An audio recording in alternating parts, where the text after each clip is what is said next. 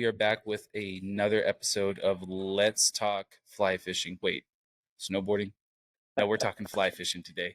It's Let's Talk Snowboarding, but we have a very awesome guest today, Ben Sittig, aka huge fly fisherman, very big YouTube following, been a fly fishing guide for many years, and now really was the first person when I started fly fishing that I kind of stumbled upon on YouTube, and teaches a lot of the funny things about fly fishing and kind of all the stigmas of fly fishing and everything and how to handle it and everything. But Ben, thank you so much for joining today. How are you doing?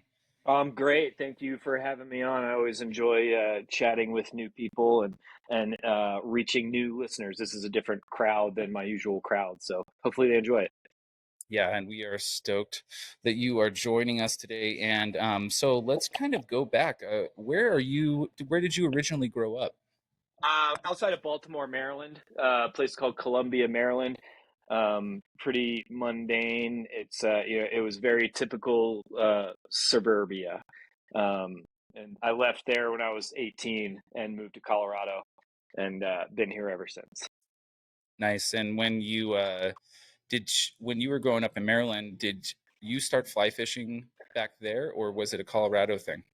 No, I started back there. I started when I was 13. I got my first fly rod. I begged my mom to get it for me in Walmart, and I just pestered her, and she gave in. And we were actually like visiting my cousins in Atlanta, Georgia. That's where I got it. And I went out immediately by their house and caught some bluegills out of a drainage pond, like in their neighborhood.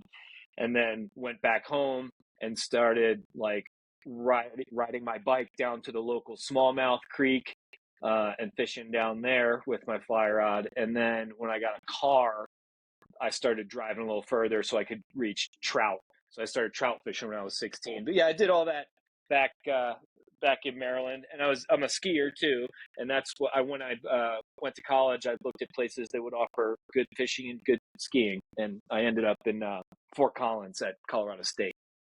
Cool. And then What was your local hill in Maryland? What was it called?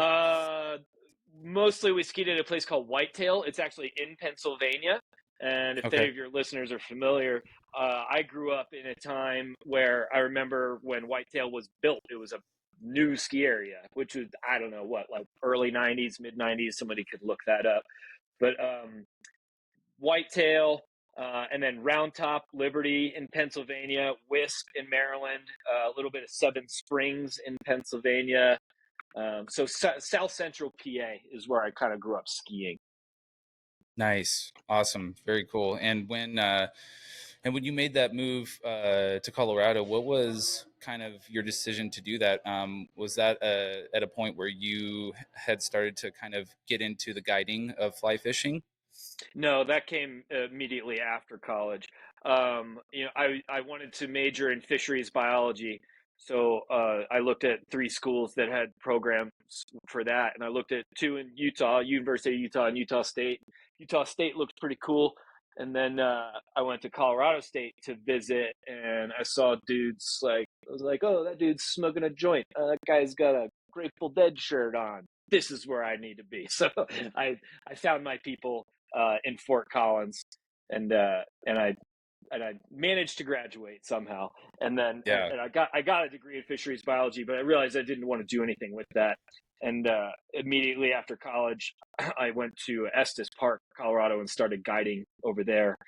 And I spent 4 summers guiding in Estes, and then in the winter I would come over here to Winter Park and work at the ski area, and I would flip flop back and forth winter and summer. And then after 4 years of that, I just moved over here full time, and I've lived in the Fraser Valley near Winter Park for the last 23 years.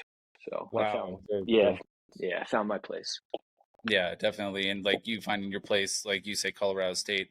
Actually had a friend of mine that went to Colorado State, Mike Pignata. He got a scholarship for football out there, Cool. and he just always raved when he came back. But personally, I went to University of Oregon, so Hmm. I feel you with the Grateful Dead and the guys smoking the joint over there, and it's like Well, this is when you're my. comparing that to Utah, it's a big difference. Oh yeah, yeah, definitely. Not that nothing against Utah. The skiing's No, great. no, The no.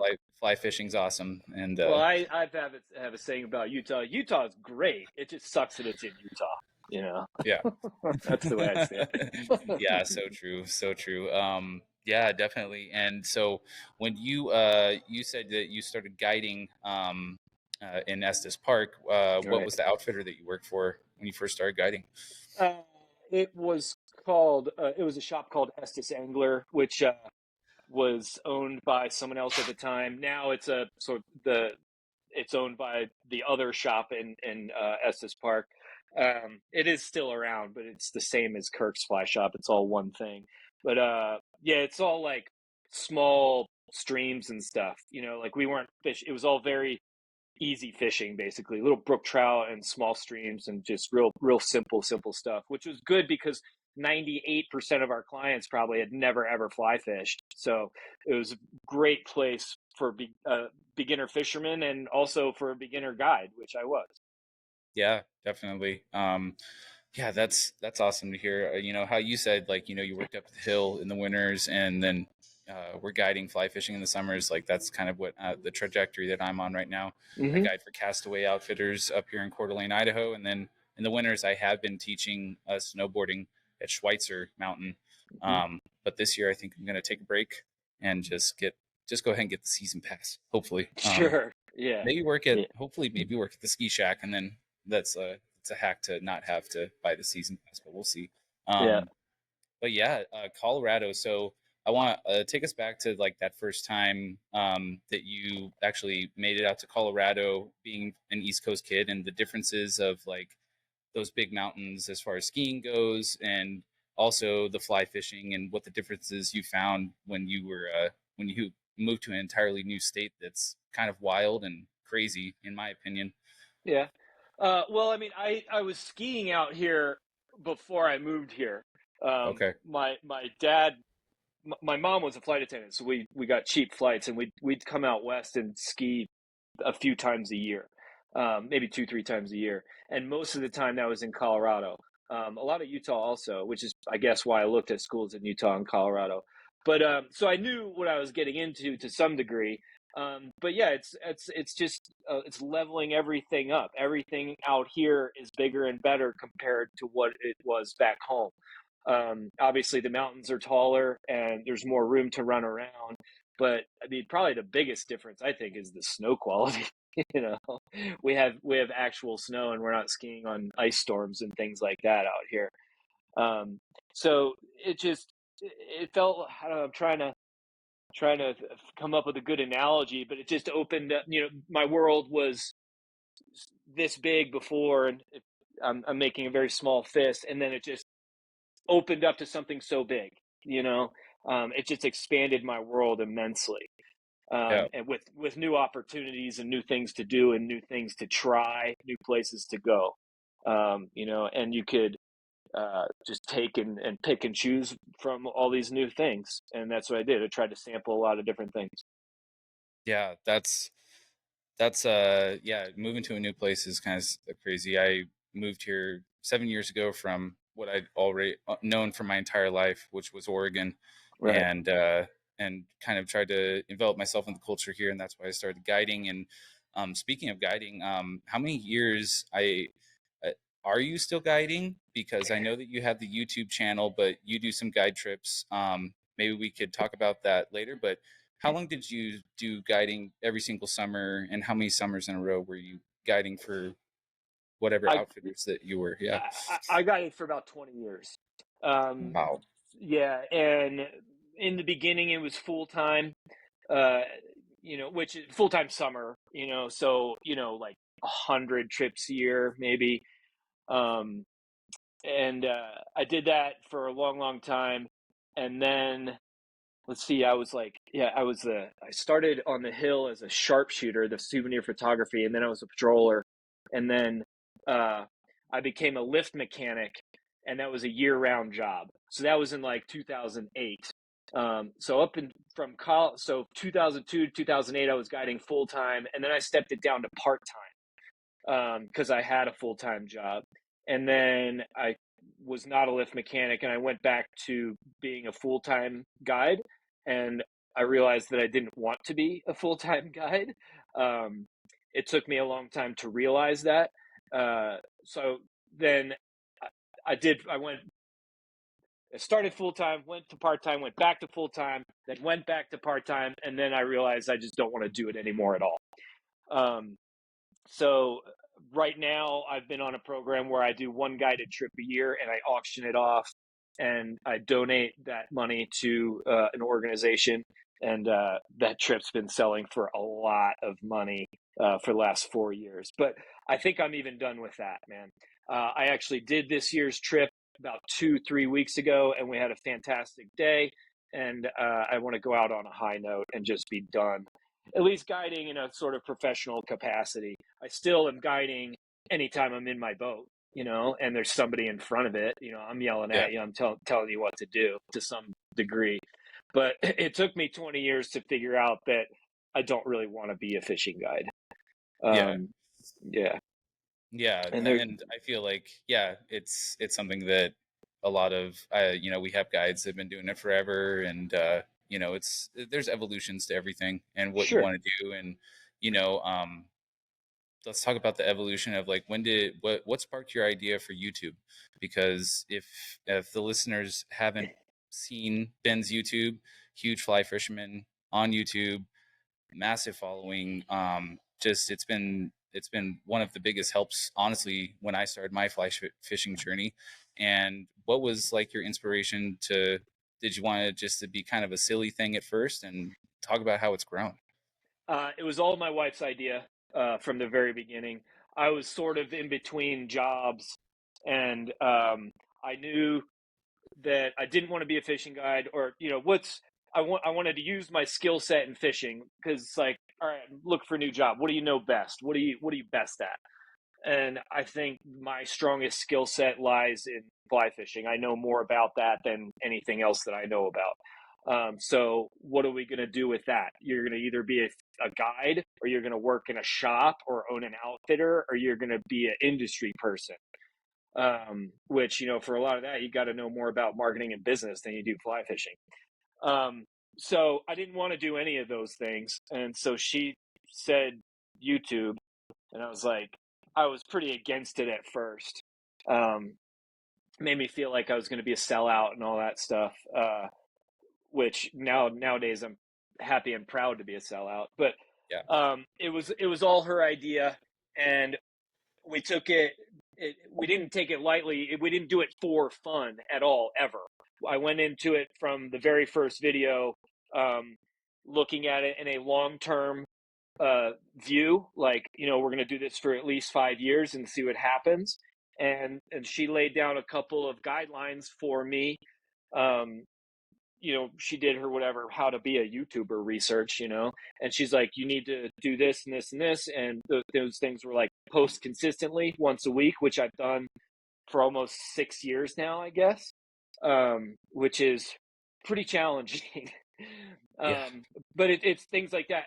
That's probably the biggest one, is I had to be consistent. And there was other things that she encouraged me to do that I've kind of strayed away from. She wanted me to do, like, you got to do hacks videos. Like, do you have any hacks you can do? I'm like, oh my God, I couldn't roll my eyes any harder, you know?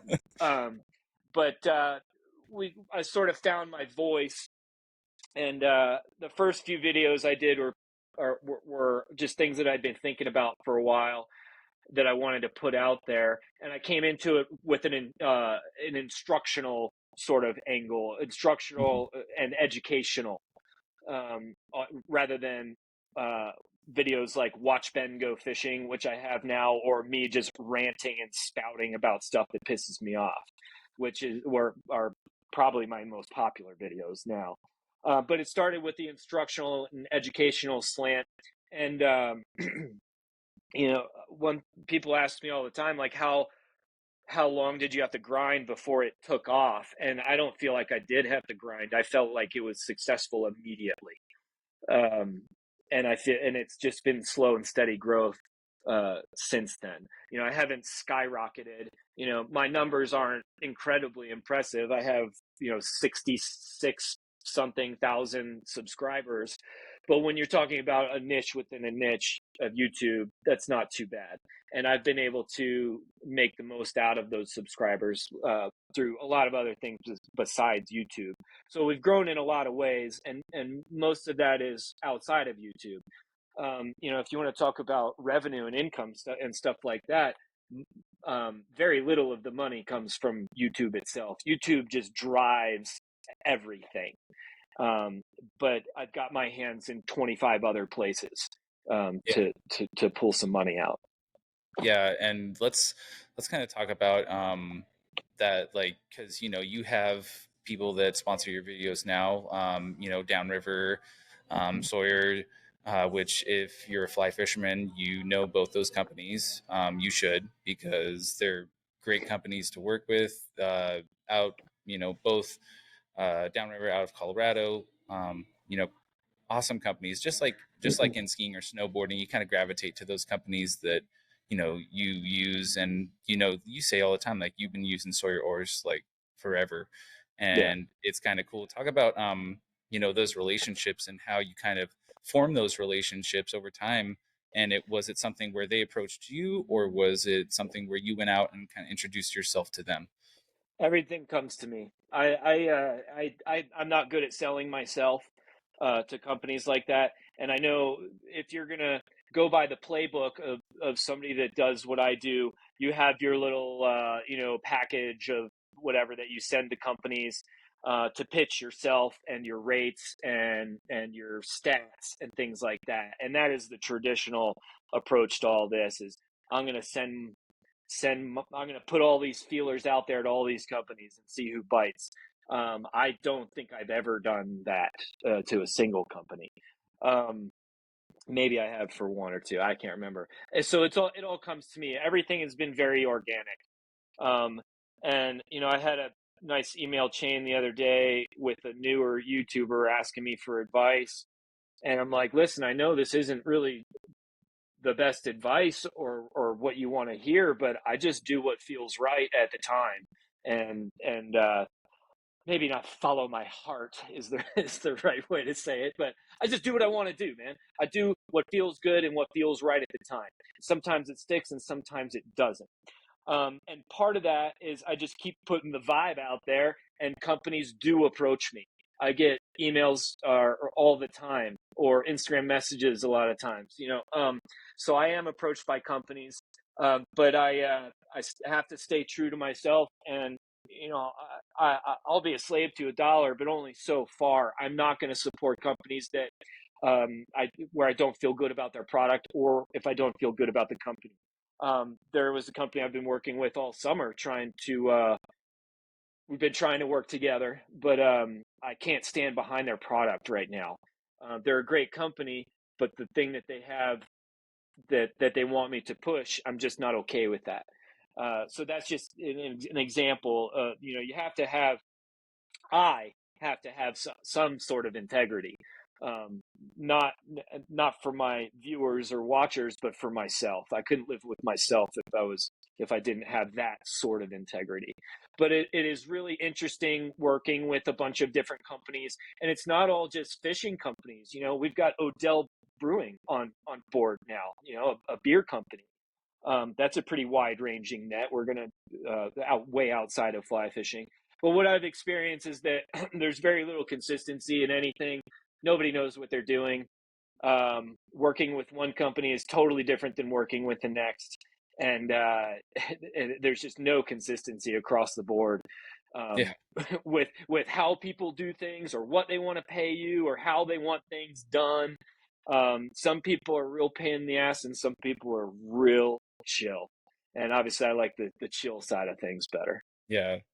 Yeah, I've always, like, it's so interesting, like, the relationships, like, and how the sponsorships kind of come and go through YouTube and stuff. Like, some of my favorite videos you've ever done are reviewing the other YouTubers and what the vibe they put out, and I always like kind of trusted what you were saying, and I Right. was always like, okay, I see what he's saying here. Like, yeah, Right. so the certain someone who just kind of takes it very very seriously, and it's very interesting, his YouTube. But I love Wildfly. If you want really really quality video and stuff, and Phelps on the Fly and all of these, it's just like, it seems like it just keeps growing. Like every time I get on my recommended on YouTube, it seems like there's somebody new that just started a YouTube channel that is some young guide or something like that, who in his spare time like goes out and goes fishing for bull trout or what, stuff like that. And it's like, and it's cool to see. Like, I'm just like, man, that's awesome to see. But then there's also where you even say it in your videos, like, I'm super simple. I have GoPros, I film stuff. I'm just like, the personality is what you're going to get here from me. It's not going to be like the highest quality or the No. lowest quality. It's going to be funny, and it's going to be lighthearted. And I love your back and forth on the comment section too. That's always really fun to see when you Yeah, post those. that's just my style. Yeah. The value in my videos is not fancy editing and fancy video production. It's the stuff that's coming out of my mouth. Whether that's information or stuff that some people find funny. I don't think I'm very funny, but people tell me I'm funny all the time. I can only make jokes about fly fishing because I understand it. I couldn't make jokes about other things. Sure. Um, but that's just my style. You watch Scotty's videos not because you want to watch talented anglers that know what they're doing. Yes, that's a shot at Scotty. But you want to watch a pretty film and good storytelling and in a cool location. You know, I have some of that stuff, but we just do it a little differently. But like you said, it seems like there's a new guy out there doing it every day. Most of them seem pretty young, which is great. New blood's always great. And it's funny you mentioned bull trout, because I think every other new video I see is like bull trout, Central Idaho. Like, God, I'm Yeah. so glad I don't have to fish in Idaho right now. Um, but maybe my YouTube feed's like everyone else's, or maybe it's a little bit skewed, but I get fed that new stuff every day. Some guy with 100 subscribers or whatever, and I watch all of them. And, Yep. I think there's some job security for me because most of those videos are terrible and these guys need a lot of work. But, I shouldn't be too quick to judge, because I can't even watch a video that I made last week because I think it sucks. And the videos my very first videos are terrible. They're just like the ones I'm talking about. I feel like I've come a long way, but I'll never be in that level of like cinematic production or anything like that unless I have a crew behind me and I'm just talking to the camera. Yeah. Yeah, but Yeah. it's Technology. interesting. Yeah, I've heard stories of dudes that have had YouTubers in their boat, and like, so what's that like? And they're like, oh, it's terrible. Like, they get on the boat with 12 Pelican cases, and they gotta just all. It's like the fishing takes a back seat to the video production in a large way. And if you ever fish with me and I'm making a video, it's completely the opposite. Right. Yeah, like I've got a camera over my shoulder, mounted on the frame, and the guy in the back of the boat, I'm like, listen, if this thing's in your way, please tell me and I will move it, or we will get rid of it. Like, your fishing is more important than this stupid GoPro, and it always will be. I'm very, nothing's staged. I'm not going to make let the fish back out there on the line, then reel it in again, because that's a real thing that people do, man. Like, Oh man. oh yeah, a lot of the stuff you see is totally fake, or they'll like, or they'll it's a lot of it's fake. Let me just put it that way: fake and contrived. Yeah. And if you're ever watching something and you feel a little suspicious that something is fake and contrived, I guarantee you it's because it is. Okay. um and that's just part of my branding. Is I'm very real and authentic. I tell it like it is and I do it like it is. I'm going to show you, a fish that's butt hooked, and all the mistakes that we made, and broken rods. And I'm not the only guy that does that, of course, but I just try to make it real authentic. Oh gosh, yeah. And especially if you're a guy, just part of fly fishing is broken rods all the time. And if you're a guide, you definitely need to be able to let that go. if you're Yeah, yeah, if you're in there and it's it's like, oh no, do get yourself some beater rods if you're yeah. taking first time clients out. That's for sure. Yeah, I Yeah, think I've been a part of 8 or 10 broken rods this year, whether they're in my hand or in my boat. So, nah, it's just part of fishing. sure. Yeah, definitely. Let's talk about a little bit more about winters in Colorado, and I see out there on skis, and are you still fish during the winters too? That's probably is I mean as much as you Not can. not really around here anymore. No. No, no. I mean, if I'm fishing in the winter, it usually involves an airplane and somewhere Okay. warmer. Yeah, Okay. I might fish around here once or twice in the winter, maybe so I can do like a Peak Creek or something. Yeah. But no, I'm kind of over it. I've put in my time freezing my fingers and toes off. I don't need to go stare at a bobber in the winter too much anymore. So yeah, Yeah. if I'm fishing, I'm going somewhere warm in the winter. Going to the southern hemisphere, that's for sure. Well, Um, yeah, for trout fishing, but also Florida or Louisiana. oh yeah. Yeah, that's mostly what I'm talking about. We do go to I go to Chile every winter and do some trout fishing, but that's more of a business arrangement so I can make some income. If I was going to go have some fun, I'd rather go to Florida and pull on Sure. tarpon and things like that. Sure. And where are you? Are you just riding in Winter Park right now, or do you kind of go wherever the crowds are not at during the winter? I'm I'm a Mary Jane skier, dude. I ski at Mary Jane, and that's about it. Okay. I can go to Steamboat 2 hours away. I haven't been there in 2 or 3 years, I think. Um, we hang out in the woods and in the moguls.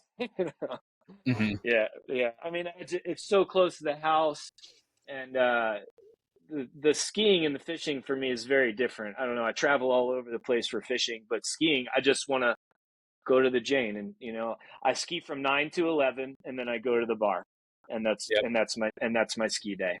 There you go. Um, Unless I'm out with the kids, then we'll ski a little longer. But yeah, I Yeah. ski from nine to 11 a few days a week, and just keep it real chill. And Yeah. I'm pretty set in my routine up there. Yeah. Yeah. Speaking of the kids, you have two sons, right? Yeah, they're 7 and 10, and they are Okay. rippers on the mountain. They're Nice. really good. Yeah. And they're on Once they stopped now. skiing with dad and skied with their little coach and their team and stuff, they got a lot Oh yeah, yeah. I can definitely understand that with the coaches that we have up here, where I've been working at Schweitzer. Yeah, it's pretty cool to see the weekly programs go out there and better. Yeah. see all the And rippers and our sending our it and everything. oh, it's amazing, dude. They're so tiny and they're so good. And our situation's pretty cool because they don't have school here on Fridays. It's always been like that. So every Friday they do their little program up at the That's ski so hill. cool. But yeah, it's awesome. It's so good for them. Great to hear, man. And some of the recent videos you've done, you've had your boys out in the drift raft, and you've taken them to up into Utah for some nostalgic stuff at the some of the rivers you fished as a kid. What's Yep. that been like with seeing your boys, kind of the evolution of them getting interested in fishing? And my daughter right now, she's 3, Hmm. and she always says she wants to go fishing. And we fished a little bit and stuff like that, but it's going to be cool once she gets to a little bit older. She's Right. going to have so much fun. Yeah. Well, it's kind of been a dream come true, especially this year. It seems to have come together, and they've had fly rods in their hands since they were born, to some extent. But I've been extremely overly cautious of overdoing it with them and pushing them too hard into it because the last thing I want to do is for it to backfire. I've been so deathly afraid of that we you know up until this year, I've been taking them fishing like a couple of times a year, you know? So really hands off, really low key. And then this year, I felt like we were ready to step it up, and we have, and it's been awesome. And it kind of started this spring. I took the older one out without the younger one, and as soon as we got back, Lee, the younger one's like, "I want to go fishing." Well, I want to go fish like every day. Well, when can we go fishing? Because I took his brother without him. Yeah, Yeah. and that really kick-started things. And then with kids, it's important, some obvious stuff like keep it fun and things like that. But it has to be very easy fishing. You have to find somewhere where they're gonna catch something, you know, and that can be difficult sometimes to find that place. And I've got a couple places around here that are like that, but it takes a little work to get in and out. And what we've started doing this year, I sort of rediscovered this stocked pond that I used to fish a long time ago, and we've been going out there in the evenings for like 30 minutes, an hour, and as soon as they're picking flowers or throwing rocks, I'm like, cool, we're done, let's go. So Yep. we're getting in really small doses. But what has been important is that they've been doing it more, so their their skills are getting better just through repetition. Whereas if you do it once or twice a year, you're always catching up to where you were. You're never getting better. You're Yeah. just relearning all the time. Now I don't have to teach them the same 5 things every time. They remember it from last week, and we can move on and get a little better this week. And I feel like this year it has really come together, and we've been fishing a lot more. I putting him in the boat, and we're like actually going on a fishing trip on the boat rather than, oh, we're going to be in the boat and there's a fly rod and we might throw it. But even on those dedicated fishing out of the boat days, it's like that's what we're out there doing, but we're still taking it very chill. Like, all right, you want to take a break and eat some Mike and Ike's? Go for it, dude. Oh, you want to pull over and throw rocks? Cool. That's what we're doing. But Yep. it's still sort of fishing in mind. And this year has been great, and I'll make a comparison to the skiing as well. We had sort of the same breakthrough with skiing this year, whereas so they're 7 and 10, but their ability level was too far apart before. So like I would go with one and my wife would go with the other, and we'd split up and go to different parts of the mountain or different runs or whatever. This year, that all changed because the little one can keep up now.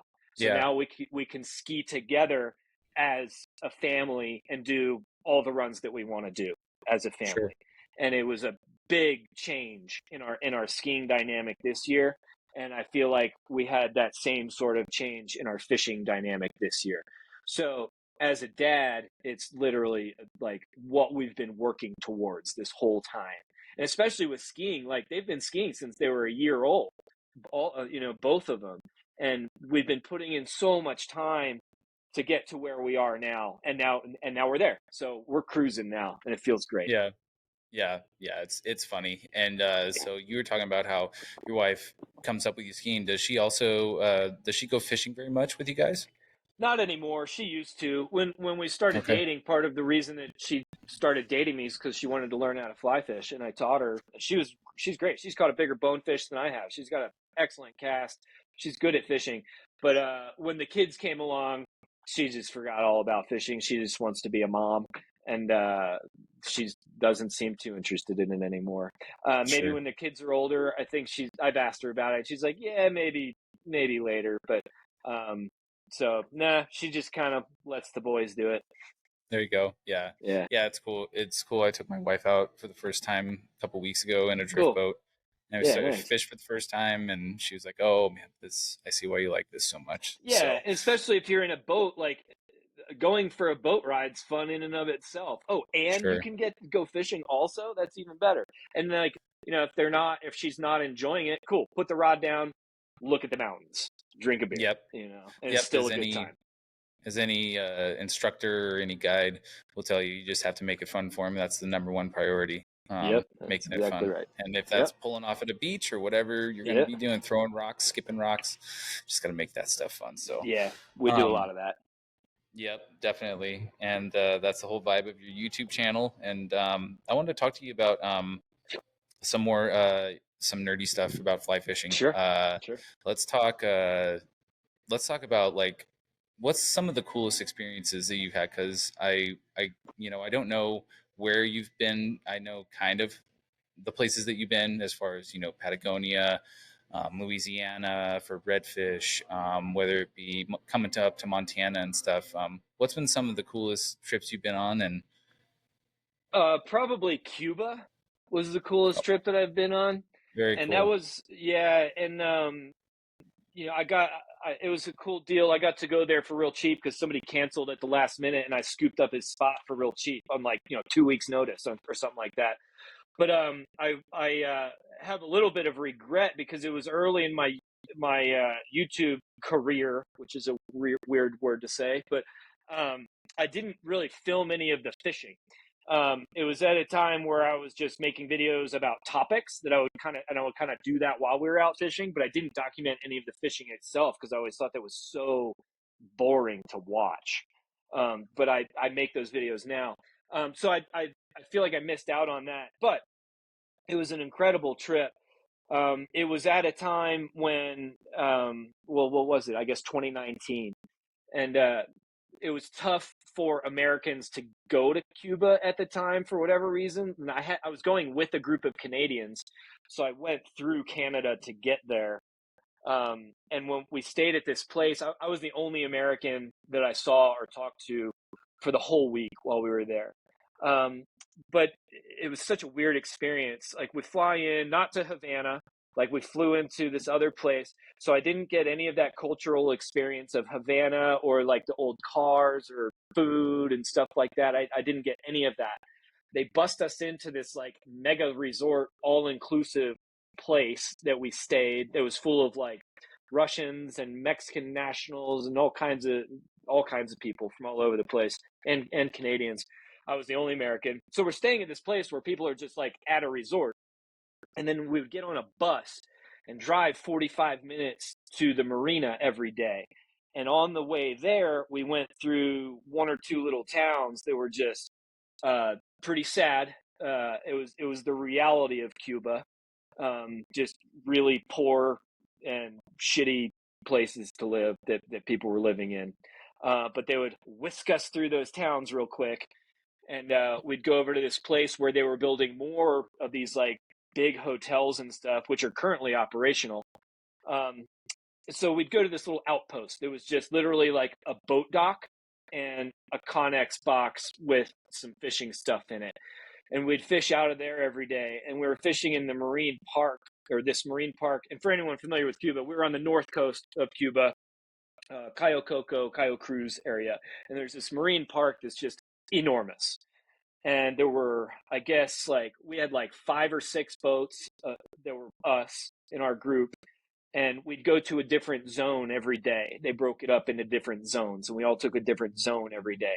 And we fished out there for a week, and we saw one other boat the whole time, and that Wow. was and it was a park boat, like for the park. And then we saw one building the whole time, and it was a park building. It was some of the most amazing, pristine wilderness I've ever seen in my life. And we were just miles and miles and miles of endless flats, and just so pretty and full of fish. We could catch 100 bonefish in a day, easy. None of the guides wanted to do that. They all wanted to permit fish. We got shots at permit every day. That was I guess, really my first time permit fishing. By the end of the week, I finally found one that was suicidal enough, and I caught a 20-pound permit. So I got really lucky. I caught a great big permit. Um, One thing that was weird was we were there in June, and if you're familiar with tarpon fishing, June in Florida is like prime time tarpon, and we're like 90 miles south of the Florida Keys. So I'm like, oh, there's gonna be tarpon all over the place. There were not tarpon all over the place. We saw a couple. So I thought that was a little bit strange. Apparently, the better tarpon fishing is on the south side of the island, but since we were so close to the Keys, I thought we'd see some. Anyway, not much for tarpon around. But so we're fishing all around these beautiful places, and we stopped for lunch one day. And I was on the boat this one day by myself with the guide. It was just me and him, Antonio. And we stopped at this beautiful beach, sitting on a log, eating lunch. Side note: the food at the place we were staying was absolutely terrible, like awful food. Oh, Um, yeah, oh no. so I don't know where you get good food in Cuba, but it's not at the Pullman Resort. So we're on this beautiful beach, sitting in the shade of a palm tree on a white sandy beach. It was really calm and quiet. I just remember it being so peaceful. And there's this channel that goes out through the flats, And at the end of the channel, there's these 20-foot tall, above the water, steel I-beams driven into the bottom of the channel, into the ocean floor, blocking the channel. And I'm like, we're in this wilderness. There's nothing around here. What's that all about? And he's like, oh, the government put that there to keep people from escaping. And Oh, yeah, and I just thought that was so messed up, man. Because I've jeez. been to the Keys and seen the boats washed up on the shore that these people were escaping in, and Yeah. they're so. I mean, this is not on topic at all, but it just shocked me. We were where we were 50 miles from anything. And so those people had to navigate all these shallow waterways to even get to that channel. And then the government blocks them from going out into the ocean in their ramshackle little boat. It just was such a weird disparity between that reality and what I was doing there. Yeah. I'm out there, just a gringo permit fishing, and what I saw is paradise. And there's these steel I-beams reminding me that it's not paradise for everyone. Sorry to get all Yeah. serious on you like that, but Oh, dude. No, I mean that's it's sometimes something it's that. not always about the fishing in the places you No, go, no. you You know? can see some, yeah, even with, anywhere you go fishing, you can see some sad situations on lake shores or whatever in urban fishing and places like Cuba. Like a lot of people don't, the new generation doesn't really understand, doesn't put a value on history. Mm-hmm. And so knowing like, yeah, they're still in a communist nation and they don't Yep. want them leaving and they're controlled and there's like, and you said like everything looks like it's from the 50s down Oh there yeah. still. Like it's just, Yeah, it's it's an pretty ghetto. interesting, very And interesting. Yeah. and when we go to Chile, I still have a lot to learn because they went through a pretty crazy revolution in, not all that long ago, and Hmm. there's still all these references to it, and it comes up in conversation a lot when I'm just talking to the guides or whatever, just people down there. Some sort of references to the revolution and Pinochet, it comes up a lot, and I'm not educated enough to talk about it um, in a smart. I need to educate myself more about what happened down there. Um, but yeah, Cuba's my favorite place that I've gone fishing. Long story Sure. short. Very cool. Very cool. Let's, well, I've never fished Montana, but I know that you've been to Montana many times. Mm-hmm. If you could pick one river to float in Montana, which one would you float? South Fork of the Flathead. Okay. It's in the Bob Marshall Wilderness. Yep, definitely. I I know where haven't it done is. it. I haven't done it. But if I was gonna pick one, that would be it, man. It's way out there. It takes a little effort to get there. And Sure. yeah, cool, awesome West Slope cutthroat fishing, and maybe a big old bull trout also. Yeah, Yeah, yeah. I mean, yeah, as you come up to this area, that's what you're going to be fishing for is cutthroats. right. And I mean, gosh, I just, I've never, never fly fishing before. And then, getting into it 3 years ago and I get to fish up here in the panhandle of, Idaho. And we have some amazing rivers, whether it be the Coeur d'Alene, the Joe, the Lochsa, the Clearwater, all these rivers are just so cool. And I'm like, oh, wow, I'm pretty fortunate to be able to be here. And this is where I get to start, which Yeah, is, your rivers up there are completely different than ours, man. Ours are all dam controlled, and I mean, I know here yeah, you have some of that too, but freestones. we're all very artificial, and you kind of got to work pretty hard to find cutthroats around here. Yeah, it's Yeah. a Well, you different ball guys are game fishing brown trouts, rainbows. most of the time. Yeah. Yeah. Hmm. Our Yeah. fishery, our fishery, the Coeur d'Alene, actually, not 6 years ago, it was starting to get overrun by rainbows, and they did this massive effort to basically in Idaho, you can catch as many rainbows as you want and Yeah. take them Kill home them. with you. But Yeah. yeah, and so that and now the cutthroats have come back, so which is Good. really great to see. So Yeah, I wish people would have that attitude around here with brook trout, and I wish we could eradicate more brook trout around here because they're one of the main culprits of our lack of cutthroats. And hmm but chucking brook trout up on the bank is some people have a problem with that. Yeah, I find like it's just rivers are so different anywhere that you go, and so I used to have fond memories as me growing up. I'm a huge Denver Broncos fan, always have Cool. been since Elway. My mom was, and so our favorite time we would go back to Iowa, is where she grew up, and we would take the Zephyr from Reno, and we would go out. And so like it's pretty funny when on on YouTube channel, and the train goes by and the Raptors are mooning them and Oh everything. And yeah. like a lot of people be like, "What's going on?" I'm like, no, that's just the thing, man. Like when the Yeah. train goes by, the people on the Well, river are mooning you. and I've never taken that ride, but I've heard from several people, but that somebody gets on the PA and literally like talks about it. And they're Yep, like, yes, you're going to see some people mooning the train. Like, I mean, it's been a tradition since I moved here. I mean, we didn't make this stuff up. It's been happening forever. And that's forever. funny. Yeah, And so you went, that train for your listeners have probably seen where it goes under the mountain right by the ski area. yeah, Yeah, right by, yeah, it goes right, and you can, I mean, it has a stop right at the ski area. Not the Zephyr. yeah, You got to take the different train, but yeah, yeah, yeah, that's interesting. yeah. I remember we were always so excited. And actually, we've taken many vacations just driving through, and as a family since then. But we always loved when we stopped in Glenwood Springs, and Yeah. the hot springs pool and all the cool Yep. stuff, and yeah, and Yeah. that was kind of the start of the river run and everything. Yeah. So Right. Right. Right. Yeah, and there's yeah, pretty good fishing if you ever get through there again. I mean, it's right next to the interstate, but the river right through there fish is great, man. Yeah, I've it got looks several. fishy. Yeah. Yeah, I've got a bunch of videos from down there. Definitely. Very cool. Very cool.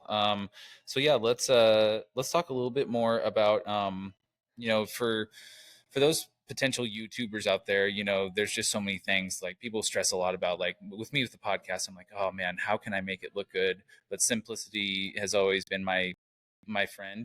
And I feel like, you take out two GoPros and it's just good fishing and everything. What would be some advice that you would give to like somebody who's like, oh, I want to start whatever? It doesn't have to be a fly fishing YouTube channel, but just getting into YouTube, and what really helped you.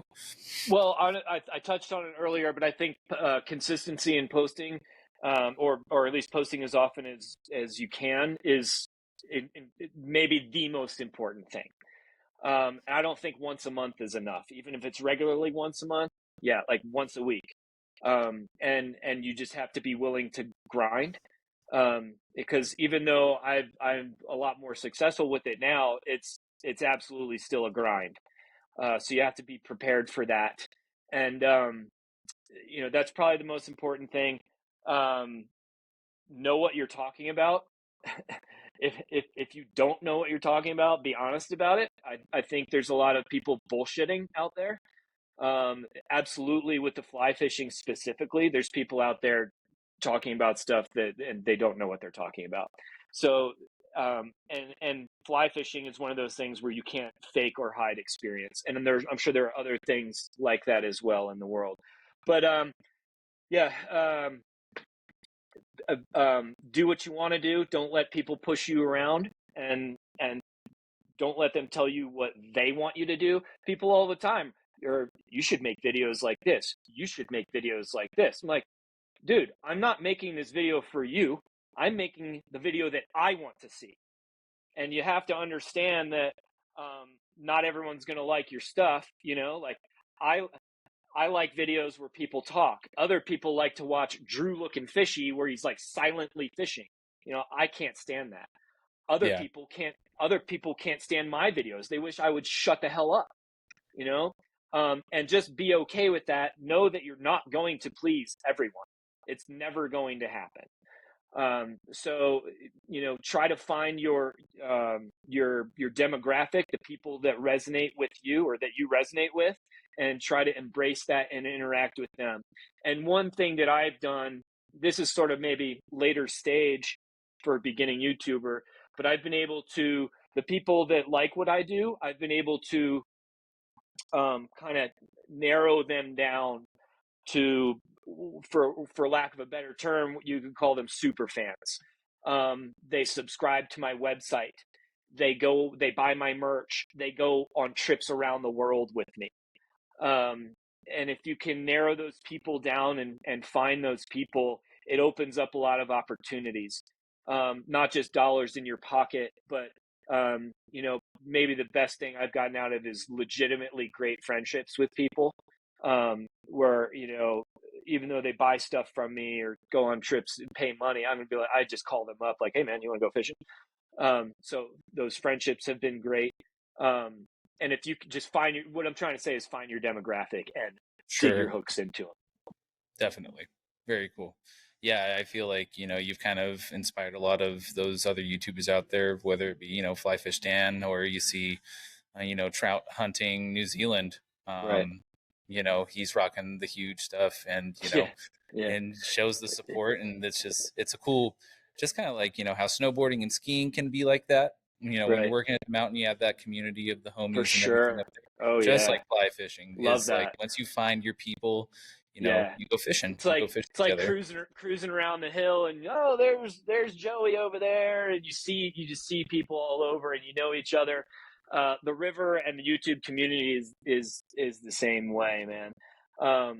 And I should say also, don't be you should follow the rules and the playbook to some degree, but don't be afraid to throw all that out the window and just do what you want to do. Um, you don't have to do a video sponsored by NordVPN if you don't want to. Um, Right.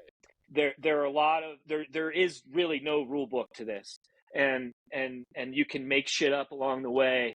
Like what I'm doing is there are people making a lot more money from YouTube than I am, but I'm doing other things that they are not doing. So the possibilities are endless. Yeah.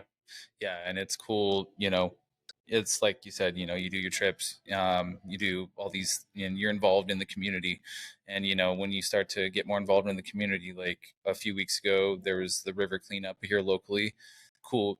Good enough for me to like feel that experience of a nonprofit and go help out in cleaning the river up.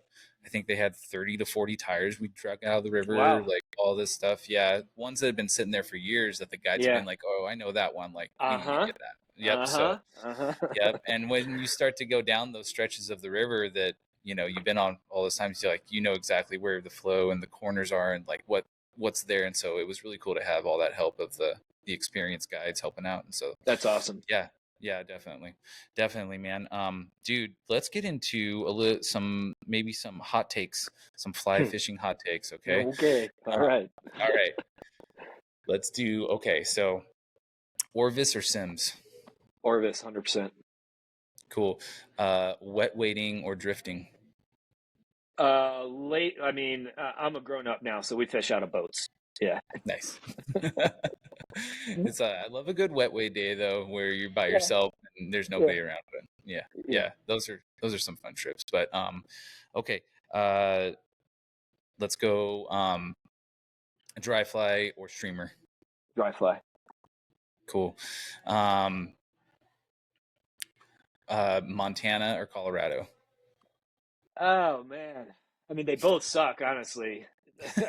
that that's a they both have things against them. I'm gonna go with Colorado because I live here and I know it better. I know that I can have success here. So Yeah, I'm gonna go with Colorado. nice. Okay, let's say what is on? Do you have a bucket list? So if you could go, you know, one place that you haven't been yet to fly fish, where would that be? Where would you Well, go? it's one place, but it's a very broad thing. I want to go to the South Pacific and Okay. fish down there. It could be somewhere you've heard of, like Fiji, or I'd rather go to some random island that nobody's ever heard of, and just spend the rest of my life there. That's what I want to do. I want to go to the South Pacific. I'm fascinated by it. And there's a New Caledonia is in the South Pacific. That sounds like a really interesting one because you have all the saltwater stuff, bonefish, GTs, things like that, but they also have these inland freestone rivers. And I don't know what fish are there, but I know you can catch some sort of fish in these like jungle mountain streams. So I think that would be cool. But yeah, South Pacific is where I'm trying to get to. Nice. Have you fished Alaska? Yes, two Okay. times. Nice. And I'm over it. I don't need to go back. Yeah, Okay. it's way too expensive. It's surprisingly Of course. expensive, Yeah. and it's too similar to what I do at home because it's all salmonids. Like, all right, there's a trout, he's just sitting right there, or okay, there's a salmon. Like I catch trout Sure. all the time. If I was going to go back to Alaska, I would step it up and do sheepfish or incanu. Do you know what those are? No, no, this It's is a awesome to hear. Yeah, they're way further afield, and further up north, but they call them like the tarpon of the north. They look a little bit like a Okay. tarpon, but it's a big white silvery fish that gets like, I don't know, 4 or 5 feet long. Like they're Wow. big. Yeah, they're Okay. big fish, but it takes a little more work to get to them. So if I was going to go back to Alaska, that's what I would do. Yeah. Sounds like going after like a muskie or something or a sturgeon. Yeah, yeah. I think maybe a little more predictable than muskie. Okay. But yeah, it's a little bit. It's not what everybody's doing, and they're big fish. So Yeah. sounds cool. Nice. Okay, cool. Excellent. Okay, well, let's get into I'm going to give you technically it is a snowboarding but Yeah. podcast, but we are doing whatever we want to do, and when it's summer, we're going to be talking fly fishing on this Mm-hmm. podcast. But if I have some rapid fire for some snowboarding skiing questions, okay? Okay. Um Now Ben's up at the let me hill. preface. I am a telemark skier, so I'm in a Oh, separate okay. category, all my If you own. Or all our yeah, skiing nerds, they know how hard that can be. That is yeah, lunges for days. So yeah. much respect for you guys. Or you can be lazy like I do it and stand up most of the time. There you go. That's also an option. Yes, um it's an option. Pants or bibs on the hill? Bibs. I got bibs this year for the first time, and I can't believe it took me so long. Yeah, Nice. Yeah, bibs. bibs are Yeah, awesome. Yeah. Goggles or glasses? What do you goggles. prefer? Never glasses, except maybe last couple weeks of the year. Nice. So if you, like I asked you about where you want to go fishing, if you could pick a powder trip, where would you go? And if you could pick one person to go with you, who would you take? Japan with my wife. Nice. Yeah. Very cool. And then, we see a lot of there's a lot of hate out there no matter where you go, but in fly fishing, and then it kind of relates also to our seasonal jobs, and a lot of fly fishermen are skiers or snowboarders too. What is hmm some of the stuff that you've just seen in those communities as far as like hate that is just kind of like, nah, you guys can get out of here with that kind of stuff?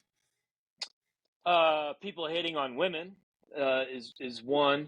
Um, um, oh man, that is a tough question, dude. Because I am a hater. um, Oh yeah, I mean we all are, just like, yeah, I get it, but yeah, for sure. I feel like I've always hated getting cool guyed by somebody. We're all it's just like we're all doing the same stuff. We're trying to learn, even if it's somebody new out there trying to learn how to fly fish, and they're getting a Costco setup or a Walmart setup, and oh yeah. and people just kind of like, I'll tell you my first experience ever going fly fishing after I taught myself on YouTube through you and other YouTubers. I went out on the North Fork, and I got out there, and this guy came around the bend and went up on the high side of my hole where I was Mm. fishing. And he was a guide. He was an Orvis guide locally up here, and he brought two new clients out with him and stuff like that. So me being like, okay, they're gonna fish this hole, I guess. I'm gonna try and be polite. I'll just walk up river a ways and go fish around the bend or something like that. He was not having that. He was like, "Hey, we're fishing up there, bro," and I was like, "But I was here first. You know what I'm saying, man? Like, Yeah. I thought, And wait, this is my." he cut you off to begin with? Yeah, he Yeah. was like, he came in No. after, and I was been No. fishing there for almost 30 minutes, and I was just like, okay, There but are some guides feel that they have more right to the water than you do because they are working and they're making money and it is their office, and those guides are wrong. mm, It is not an uncommon thing among guides that they feel like they have more right to be there than you do, and I think you met one of those people that day. yeah, definitely. All right. Yeah.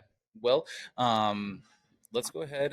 If you have anything that you want to say as far as like wrapping things up, what's coming up for you in the future and where everybody can find you. And yeah, we'll just go with that.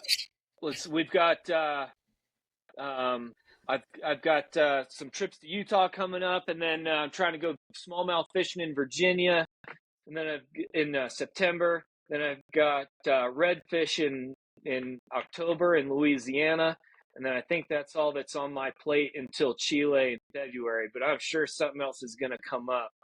I get invited to go to places all the time, and I try to take people up on those invitations as much as I can to try new stuff, so I don't get stuck in these ruts. I've got so many annual trips that I got to do that I do that I feel like they clog up a lot of time, and I'm trying to do new stuff. You can find me on YouTube at Huge Fly Fisherman. My website is hugeflyfisherman.com. My Instagram is Huge Fly Fisherman. My branding is very consistent. I make educational videos, entertaining videos, watch Ben go fishing videos, and videos where I just rant about stuff. I sell merch on my website. I do hosted travel where I take people all around the world to go fishing. I do engagements where I come to whatever you have and talk to people about fly fishing. I do all kinds of stuff, man. And you can find me probably in a boat somewhere. That's where you can find me. I like to hear it. Awesome. Well, thank you again so much, Ben, for joining the podcast. And hopefully we will talk again soon. And I'll have to try and get you up here to my area to fish at some point, and vice versa. I'll come down and try and fish with you at some point. Yeah, please do. And I'd love to get up there. Thanks for having me on. This was a different sort of podcast for me. We got to tie in some snow sports as well. So I didn't get the same questions that I get on all the other podcasts. So thanks for mixing it up a little bit. Yes, definitely. And thank you again. And guys, thank you so much for taking the time to watch and listen. And we will catch you on the next one.